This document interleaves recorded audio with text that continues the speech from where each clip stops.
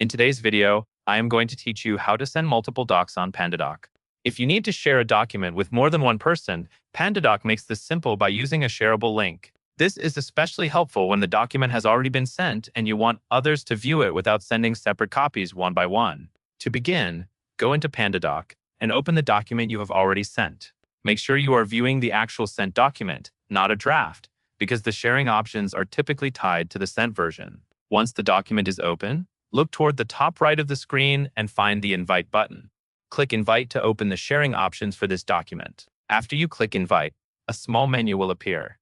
In that menu, select the option that says Share via Link. This option is designed for situations where you want to distribute access to multiple people quickly.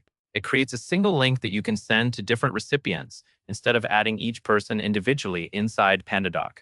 When you choose Share via Link, Pandadoc will display a link on the screen. Take a moment to confirm you are sharing the correct document.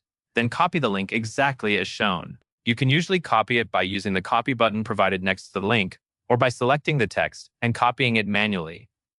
Now you are ready to share that link with multiple people. Paste it into the message or platform you use to communicate, such as email, a team chat, or a project management tool. Anyone you send it to can use the same link to access the document, which saves time and keeps everyone on the same version. As a quick tip, share the link only with the people who truly need access, since links can be forwarded. If you ever need to manage access later, return to the same document and revisit the invite area to review or adjust how sharing is handled. That covers everything you need to know. And that is all there is to it.